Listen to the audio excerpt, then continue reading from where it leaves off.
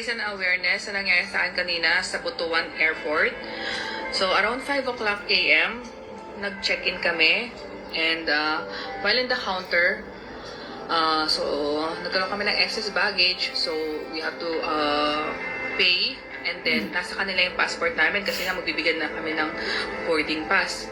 So, it took like maybe like 10 minutes na ginagawa nila yung boarding pass namin. And then, nung pagbigay sa akin ng passport ko and ng boarding pass, wala pang napakalapit lang. Dahil nga doon sa nababasa ko sa Facebook na merong punit-punit ang passport nila, chinek kong maigi yung passport ko. Kasi alam ko na walang punit yon. Pagkakita ko, may punit. Binigay ko sa kanila ng maayos, pagkatanggap ko, may punit. Tumakbo agad ako. Sobrang lapit lang. Wala pang 1 meter yung distance. And sinabi ko, what happened to my passport? Sabi ko gano'n sa kanila, anong nangyari? Lilipad pa ako internationally. Sabi ko gano'n, anong ginawa niyo sa passport ko? Binigay ko sa inyo ng maayos ang passport ko. Kako sa kanilang gano'n. And then sabi nila sa akin, no, ma'am, wala po kaming alam dyan. Hugas kamay, Wala po kaming alam dyan. Sabi nga sa akin, nagmamalinis sila. Sabi ko, huwag kayong magsinungaling. Binigay ko sa inyo na maayos to. Kung gano'n sa kanila. So, ayun. Hinawa kanila yung passport ko. Tinanong nila sa manager kung anong pwedeng nilang gawin. Sabi ko kasi, makakalipad ba ako kung ganito ang nangyari sa passport ko? Tapos ang sabi sa akin, yes ma'am, makakalipad kayo. Wala naman pong issue itong nangyari. Ang pulis nasa likod ko, airport police nasa likod ko. And then, wala silang ginawa whatsoever. Nagmamasid lang sila. So, lumipad na kami. Bago kami lumipad ng around 6:40, 6:20, nag-email ako sa PAL. And nag-email na din ako together with the DFA and passport consular. And kasama na din sa email ang Philippine Embassy Doha, Qatar. Doon sa case ko, kung ano ang pwede nilang ma-advise sa akin. So, 6:40 lumipad kami. Pagdating namin dito sa Manila, hindi ako mapalagay. Sabi ko, hindi po pwedeng lalabas ako ng airport na hindi ko makausap ang aviation manager kung anong dapat kong gawin dito. So, lumapit ako sa PAL. Pagdating ko sa PAL Airlines staff, nagulat sila, tampered na itong yan, kasi napunit na eh. Passport nyo, ma'am. Tampered na yun. Alam ko, tampered na nga eh. Bakit ako hinayaan na ganun ang ginawa sa akin sa Butuan at pumayag sila at sabi nila na wala daw issue to. So, in-escalate nila ako sa taas, sa flight control office at sinabi nila, tinanong Hindi nila mangyayari kung yan sa akin. So, of course, Mag-skandalo ako.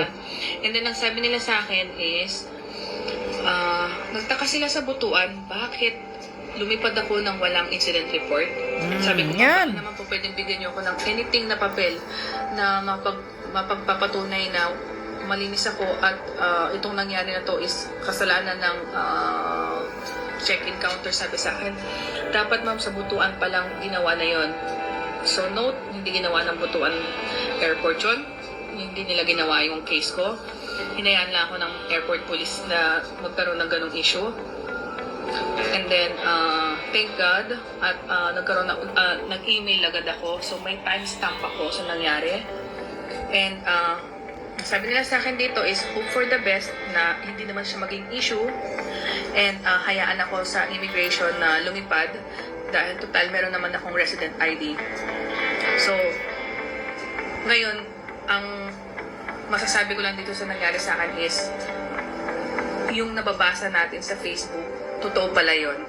And nakasama ako doon sa modus na yon. Hindi ko alam bakit talaga namang ako pa yung na-timingan na nangyari sa akin. Sana tumigil na itong ganitong klaseng modus. And sana maayos to ng government natin. Okay, yan lang ang ipapakita ko sa inyo, ipaparinig ko sa inyo mga travelers. Kayong mga OFW, mag-ingat-ingat po kayo. Kasi ito na naman ang bagong modus ng mga putang inang check-in counter dyan sa airport. Nangyayari kay ate, yung punit. Pinunit yung passport niya, may punit na sa page. Diyan daw, pag check-in niya doon sa Butuan, Bangkasi Airport. Diyan sa Butuan. Kayong mga taga-airport dyan, ingat-ingat lang kayo. Sana hindi mangyayari sa akin ito. Kasi pag sa akin yan mangyayari, ate, kung ako sa'yo, nag-iiskandalo ka. Papapanagutin mo sila at kakasuhan mo. Ganyan ang gagawin mo. Di bali nang ma-delayed yung flight mo, hindi ka makalipad agad, basta papanagutin mo sila. Yun, sana nag-file ka ng police report, agad-agad. Ay nako. Pag sa akin yan mangyayari, susubukan nyo lang mga modus ninyo, mga hayop kayo dyan sa airport. Susubukan nyo lang na mangyayari sa akin yung modus punit passport style na naman ninyo. Bakit nyo ginagawa yung punit passport? Ano bang motibo ninyo?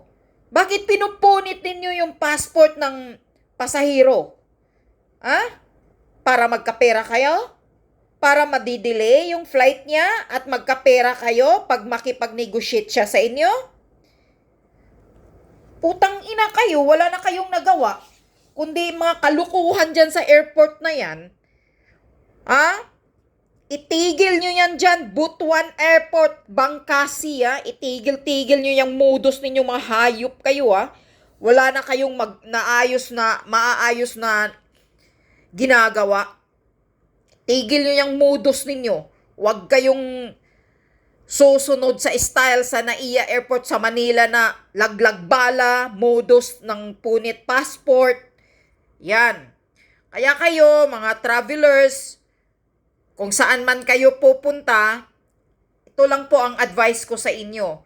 Unang-una, videohan nyo po lahat ng pages ng passport ninyo.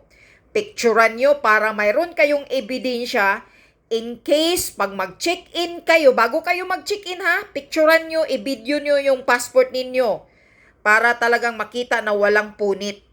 Para pag mangyayari yung punit, na pinunit yung passport ninyo pag check-in nyo, pag bigay nyo sa immigration or kung saan ba yung mga hinayupak na yan, na gumawa ng modus na yan sa airport, mayroon kayong ebidensya. Kaya mag-iingat po kayo, mga OFW, baka tinatarget kayo dahil hindi na pwede yan eh. Pag punit yung passport mo, tampered na yan eh. Mayroong mga immigration na talagang napaka-stricto. Bawal yan, hindi ka na talaga makalipad. Yun eh. Power tripping na naman kayo dyan sa mga modus punit passport ninyo dyan sa Butuan, ha? Wag na wag talaga yung gagawin yan. Pag mangyayari yan sa akin, titingnan lang natin. Diba? Buong airport, hindi ako mahihiya, mga putang ina kayo. Buong airport, iiskandalo ko kayo. Yan ang tandaan nyo dyan sa Butuan. Kaya tigilan nyo yung panghasol sa mga pasahero. Mga hayop kayo. Anong motibo nyo na punitin nyo yung passport? Para magkapera kayo? Mga patay gutom kayo dyan? Mga hayop kayo? Magkaano na rin kayo dyan sa Maynila ng laglag bala? At saka yung punit passport din, nangyayari sa Maynila, sa NAIA Terminal 3. Mayroon ding biktima doon. Titingnan lang natin. Sana wag mangyari sa akin. Kasi hindi ko talaga kayo aatrasan. Yan lang ang sasabihin ko. Pag mangyayari sa akin yan, makita kong punit na yung passport ko, isasampal ko sa taong binigyan ko. Yan ang gagawin ninyo. Kaya kayo, kung sino mayong mag-check-in ng mga travelers, uulitin ko, picturean nyo muna yung passport ninyo, videohan nyo bawat pages na walang punit yung passport nyo. Bago kayo mag-check-in. Kasi pag katapos ng check-in nyo, kung may punit na yung passport nyo, at least may ebidensya kayo at isampal nyo sa sino mang nasa counter na yan. At kung sino mang yung binibigyan nyo ng passport mo, pag check-in nyo, tandaan nyo yan. Ang tao na yan. Papasampal ko sa kanya yan. Kahit magkamatayan tayo, isasampal ko yung passport ko sa mukha mo. Pag makita kong punitin mo yung passport ko, pag mangyayari sa akin yan. Kaya itigil nyo yung modus punit ninyo, mga hayop kayo. Mga wala kayong kwintang nasa gobyernong ganito. Kawawa naman, buti na lang to si ate nakalipad. Hindi siya hinuhold pa. Punta pa pala siya ng ibang bansa, Canada. Oh. Kaya pagkatapos nyo mag-check-in, mga pasahero, check nyo ulit yung passport ninyo. Baka pinunit na yan ng mga kupal dyan. Yan yun. Magiging aware po kayo at mag-iingat po kayo sa bawat biyahe ninyo. Dahil lahat ngayon sa airport, marami ng mga patay gutom. Mga kupal na patay gutom na mga hayop na mga pati kriminal, andyan na. Yan yun. Putang ina. Lahat na lang gagawin para lang magkahasol sa mga pasahero. Mga walang kwinta.